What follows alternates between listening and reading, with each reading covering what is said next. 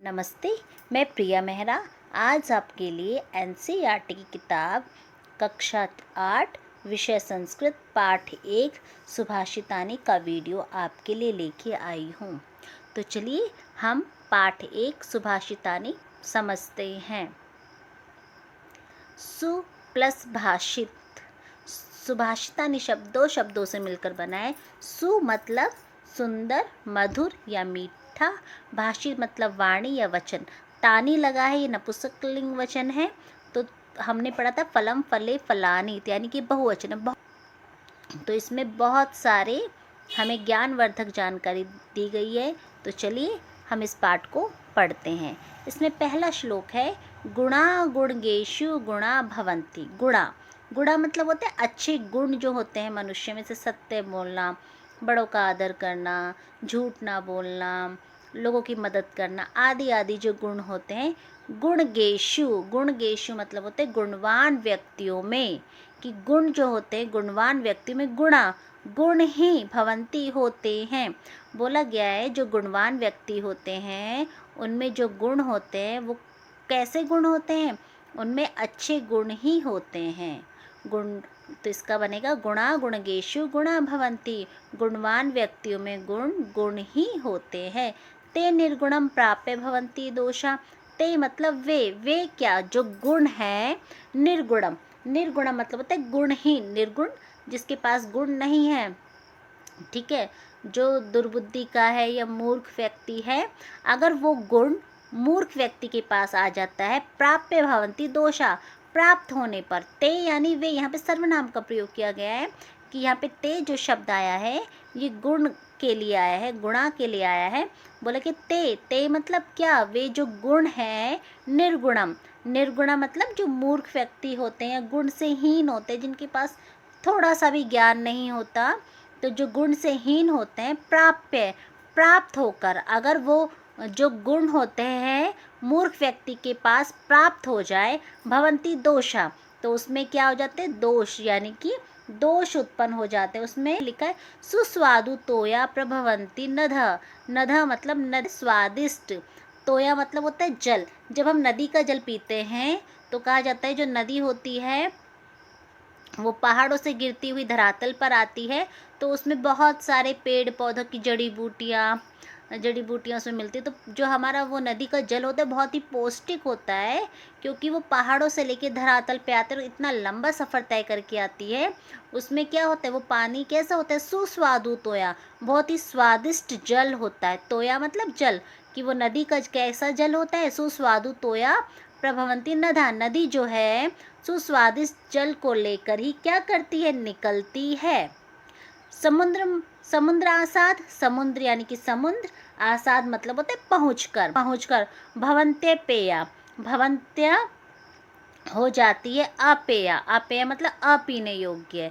इसमें बोला गया है कि जो नदी होती है जब वो बहती है तो वो स्वादिष्ट जल को लेकर के बहती है, लेकिन जैसे ही वो समुद्र के पास पहुंच जाती है वो जल कैसा हो जाता है, अपेय हो जाता है, अपीने योग्य हो जाता है। क्यों? क्योंकि समुद्र का जल कैसा होता है, कहते हैं। लेकिन वे गुण अगर निर्गुण के पास पहुंच गए, मूर्ख व्यक्तियों के पास पहुंच जाए, गुणहीन व्यक्तियों के पास पहुंच जाए, तो उस गुण में क्या उत्पन्न हो जाता है, दोष आ जाता है। किस प्रकार? जिस प्रकार नदियाँ स्वादिष्ट जल को लेकर ही बहती है, लेकिन समुद्र में पहुंचकर वह जल कैसे हो जाता है, अपेय हो जाता है। जब तक नदियाँ बहती है तो वो मीठा पानी होता है उसका, लेकिन जैसे ही वो समुद्र में पहुंचती है तो वो कैसी हो जाती है, अपेय हो जाती है, अपीने योग्य हो जाती है। अन्वय है गुणा गुणगेषु गुणा भवन्ति ते निर्गुणम प्राप्य दोष भवन्ति नद सुस्वादुतोया प्रभवन्ति समुद्रम आसाद आपे भवन्ति। एक बार इसको मैं दोबारा समझा देती हूँ कि गुणवान व्यक्तियों में गुण ही होते हैं, वे निर्गुण या मूर्ख व्यक्तियों के पास पहुँच जाते हैं। जब गुण क्या पहुँच जाते हैं, गुण निर्गुण व्यक्ति के पास पहुँच जाते हैं तो उस गुण में क्या आ जाता है, दोष उत्पन्न हो जाता है।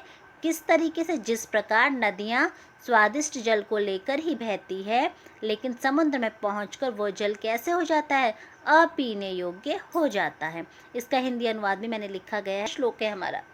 दूसरा श्लोक है हमारा, साहित्य संगीत कला विहीन, साक्षात पशु पुच्छ विषाणहीन, तृणम न खादन न पी जीव मानव, तद भाग देहम परम पशु नाम। साहित्य, साहित्य होता है लिटरेचर, रचना। कुछ लोग क्या होते हैं, कवि होते हैं, है ना। कुछ लेखक होते हैं, वो क्या करते हैं, जो लेखक होते हैं वो कहानी की रचना करते हैं, है ना। और जो कवि होते हैं वो कविता को बनाते हैं। तो इसमें बोला गया है कि साहित्य, या तो किसी मनुष्य में क्या गुण होता है, कोई कवि होता है, कोई लेखक होता है ना, उस या संगीत, या कोई क्या करता है, कोई मनुष्य क्या करता है, गाने की रचना कर देता है, दोहा बना देता है, श्लोक बना देता है। कला, कला आप में कोई सी भी कला है, अगर कोई पेंटिंग बहुत अच्छी बनाता है, कोई तबला बहुत अच्छा बजाता है, इस तरीके से जो कलाएं होती, विहीन से विहीन। अगर बोला गया है कि इस विहीन मतलब, विहीन यानी इसके बिना, किसी मनुष्य में यदि ना तो वो साहित्य का गुण, ना तो वो साहित्य है, न संगीत में उसकी रुचि है, न कला, से विहीन, इनके बिना साक्षात, साक्षात पशु, साक्षात पशु है, पुच्छ विषाणहीना, पूंछ और सींग के बिना वो साक्षात पशु है। इसमें बोला गया है कि जिस मनुष्य में ना तो साहित्य का गुण है, ना संगीत है, ना कला है, विहीन मतलब के बिना, पूंछ और सींग के बिना साक्षात पशु के समान है। तृणम मतलब होता है घास, न मतलब नहीं, खादन भी खाते हुए भी जीव मानव, कि वो घास ना खाते हुए भी जीवन यापन कर रहा है। पशु क्या करते हैं, पशु घास खाते हैं, है ना। तो और मनुष्य क्या करता है, मनुष्य घास नहीं खा सकता। तो बोला गया है कि वो है तो पशु, जिस मनुष्य में ना तो साहित्य है, ना संगीत है, ना कला का ज्ञान है, वो मनुष्य साक्षात पशु है। लेकिन ये क्या है, उसके पास ना तो सींग है, ना ही पूंछ है, और वो क्या कर रहा है, घास नहीं खाते हुए भी जीवन यापन करता है। तद भाग देहम मतलब यह उसका परम पशु नाम, यह उस पशु रूपी मनुष्य का परम सौभाग्य, ये उसका परम सौभाग्य। देखिए इसे कहा भी गया है कि जो मनुष्य और पशु होता है, उस वो जो मतलब दोनों को एक शिक्षा ही अलग करती है। पशु, मनुष्य भी खाना खाता है, पशु भी खाना खाता है, मनुष्य भी सोता है, पशु भी सोता है, लेकिन मनुष्य क्या करता है, मनुष्य के पास ज्ञान है, वो ज्ञान, मनुष्य के पास बुद्धि है, और वो क्या करता है, उसका उपयोग करता है। वो शिक्षा ग्रहण कर सकता है, लेकिन पशु शिक्षा ग्रहण नहीं कर सकते, है ना। तो एक शिक्षा ही मनुष्य को पशु से अलग करती है। लेकिन किसी मनुष्य में ना ये गुण नहीं है, ना तो वो साहित्य को जानने वाला है, ना ही संगीत में उसकी रुचि है, ना वो कला के बिना है। तो वो साक्षात पूंछ और सींग के बिना वो साक्षात पशु के समान है। घास ना खाते हुए भी वो जीवन यापन करता है। ये उस मनुष्य रूपी जानवर का परम सौभाग्य है। इसका अन्वय है, साहित्य संगीत कला विहीन, पुच्छ विषाण, पूछ मतलब पूछ, विषाण मतलब सींग, साक्षात पशु, साक्षात पशु है। साहित्य संगीत कला के बिना, जो जिसको इस चीज़ का ज्ञान नहीं, वो साक्षात पूंछ और सींग के बिना साक्षात पशु है। तृणम न खादन अभी जीव मानम, कि तृणम मतलब घास ना खाते हुए भी वो जीवन यापन करता है। तद पशु नाम परम भागदेहम, तद मतलब यह पशु नाम परम भागदेम, ये उस मनुष्य रूपी पशु का परम सौभाग्य है। देखिए तीसरा श्लोक दिया गया है, लुब्धस्य नश्यति यस्य पिशुनस्य मैत्री, नष्ट क्रियस्य कुलम अर्थ परस्य धर्म, विद्या फलम व्यसनीन कृपणस्य सौख्यम राज्यम प्रमथ सचिवस्य नराधिपस्य। लुब्धस्य, लुब्धस्य मतलब होता है लालची का, नश्यति नष्ट हो जाता है, यश, जो मनुष्य लालची होता है उसका यश नष्ट हो जाता है। पिशुनश्य मैत्री, पिशुनश्य मतलब होता है चुगलखोर, जो चुगलखोर चुगली करने वाला होता है, इधर की बात उधर करता है, उसकी मैत्री यानी कि मित्रता नष्ट हो जाती है। नष्ट क्रियस्य, नष्ट मतलब क्रिया मतलब जो कार्य नहीं करता है, तो जिसकी क्रिया नष्ट हो जाती है, कुलमर्थम उसका क्या नष्ट हो जाता है, उसका कुल नष्ट हो जाता है। जो मनुष्य बिल्कुल भी काम नहीं करता, उसका कुल नष्ट हो जाता है। अर्थ परस्य धर्मा, अर्थ मतलब होता है धन, परस्य, धन को अधिक महत्व देने वाला, जो मनुष्य अधिक धन को महत्व देता है उसका धर्म नष्ट हो जाता है। फिर बोला गया विद्या फलम, विद्या फल नष्ट हो जाते हैं। व्यसनी, जो व्यसनी होता है, जो शराबी जुआरी इस तरीके से जो व्यसनीन होता है, किसी चीज़ बुरी संगति में होता है जो मनुष्य, जिसमें बुरी लत होती है, उस मनुष्य को अगर ज्ञान है, वो ज्ञानवान व्यक्ति है, उसने बहुत अच्छी शिक्षा ले रखी है, लेकिन वो क्या है, व्यसनीन है, तो उसको वो विद्या उस समय बिल्कुल समझ में नहीं आएगी, तो क्या नष्ट हो जाता है, विद्या का फल नष्ट हो जाता है। वो ज्ञान उस समय उसके काम नहीं आएगा जब वो क्या है, जब वो बुरी लत से घिरा हुआ है। कृपणस्य सौख्यम, कृपणस्य मतलब होता है कंजूस, कंजूस का सौख्य मतलब होता है सुख, जो कंजूस व्यक्ति होता है उसका सुख नष्ट हो जाता है। राज्यम, देखिए किसका राज्य नष्ट हो जाता है। प्रमद मतलब होता है आलसी, सचिवस्य मतलब होता है मंत्री, जिस राज्य का मंत्री आलसी हो, नराधिपस्य, वो राजा क्या हो जाता है, उस राजा का नराधिपस्य, राजा का राज्य नष्ट हो जाता है। जिसका मंत्री आलसी है उस राजा का राज्य नष्ट हो जाता है। एक बार पीतवा, पीतवा मतलब होता है पीकर, पीतवा मतलब पीकर। रसम यानी रस, तू मतलब तो, कटुकम कड़वा, मधुरम मतलब मीठा, समानम समान रूप से, कि क्या कहा गया है, कड़वा और मधुर रस को समान रूप से पीकर, माधुर्य में, माधुर्यम बोला गया है शहद को, एव मतलब ही, शहद को ही, जन्येन जन्म देती है, मधुमक्षिका असौ, कि यह मधुमक्खी, असौ मतलब यह, मधुमक्षिका मतलब मधुमक्खी, यह मधुमक्खी, कटुकम कड़वा अथवा मधुरम, मधुर यानी कि मीठा, कड़वा अथवा मधुर, मधुर रसम यानी रस को, समानम समान रूप से पीती है। इसमें कहा गया है जब तितली क्या करती है, किसी भी फूल से जब रस को पीती है, तो जरूरी नहीं है कि सब फूल का रस कैसा हो, मीठा हो। तो मधुमक्खी कभी उसके नसीब में कड़वा फूल का रस आ जाता है, तो कभी उसके नसीब में क्या आ जाता है, मीठे फूलों का रस आ जाता है। लेकिन मधुमक्खी दोनों को समान रूप से पीती है, कड़वा भी पीती है और मीठा भी पीती है। माधुर्य में, लेकिन वो क्या करती है, जन्येन मधुमक्षिका, लेकिन मधुमक्षिका क्या करती है, मधुमक्खी क्या करती है, जन्येन जन्म देती है, उत्पन्न करती है, माधुर्य में, लेकिन वो माधुर्यम यानी कि मधु को मतलब शहद को ही जन्म देती है। देखिए फिर नीचे बोलेगा संतस तथेव, संत, संत मतलब जो सज्जन लोग होते हैं, संत लोग होते हैं, तथेव के समान ही, सम सज्जन दुर्जनाय, सम मतलब समान, सज्जन मतलब सज्जन, दुर्जन मतलब दुर्जना, कि संत जनों के समान ही लोग होते हैं। तथे मतलब होते हैं उसी प्रकार, ठीक उसी प्रकार जो संत लोग होते हैं, सम सज्जन दुर्जनाय, सज्जन लोग और दुर्जन लोग का समान रूप से बातों को क्या करते हैं, श्रुतवा सुनते हैं, वचन मतलब उनकी वाणी को सुनते हैं, उनकी बातों को सुनते हैं।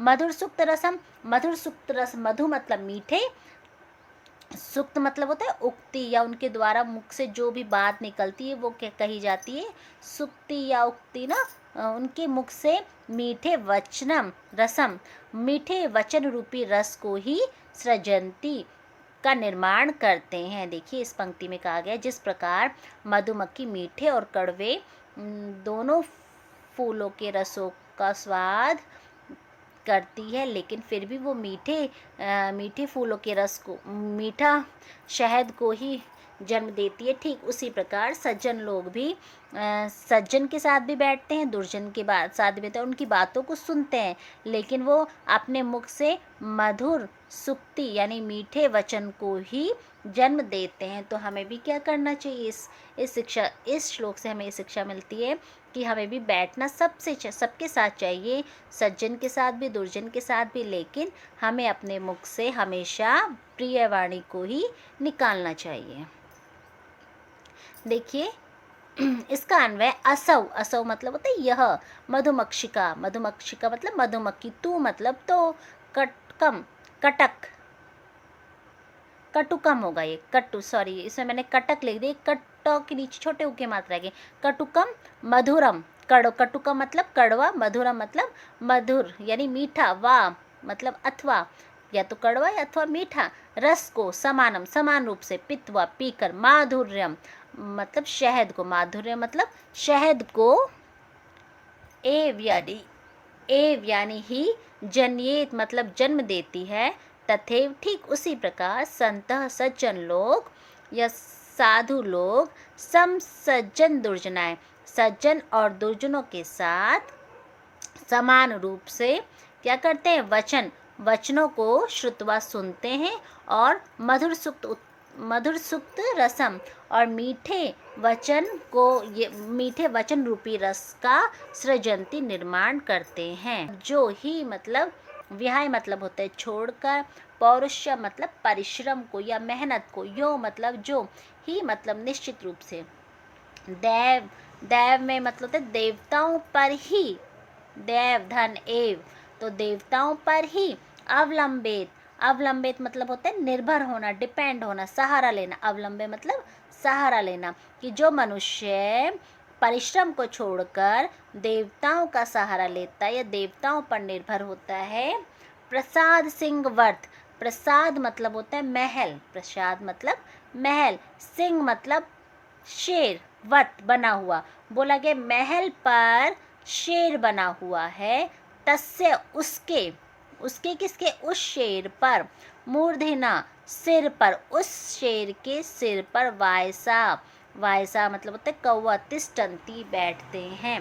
देखिए इस श्लोक में कहा गया है जो मनुष्य मेहनत या परिश्रम को छोड़कर देवताओं पर आश्रित होते हैं, उसकी स्थिति कैसी होती है, उसकी स्थिति ठीक उसी तरह होती है जिस प्रकार महल में शेर बना होता है, एक शेर बना हुआ है, महल में शेर बना हुआ है, तस्य उस शेर के, मूर्धन्य सिर पर, वायसा तिष्ठन्ति कौवा बैठता है। जंगल का राजा शेर होता है, क्या उसके सिर पर कभी कौवा बैठ सकता है? लेकिन वो शेर कैसा है, मिट्टी का बना हुआ है, तो उसके ऊपर क्या करता है, कौवा बैठता है। तो हमें जो मनुष्य परिश्रम नहीं करते हैं, मेहनत नहीं करते, केवल देवताओं पर आश्रित रहते हैं, उन पर उनका क्या होता है, भाग्य, उनका भाग्य उसी की तरह हो जाता है जिस तरह जंगल का राजा शेर होते हुए भी उसके सिर पर कौन बैठ जाता है, कौवा बैठ जाता है। कब बैठता है, जब वो निर्जीव होता है। आगे चिंतनिया मतलब होता है सोच लेना चाहिए, सोचना चाहिए।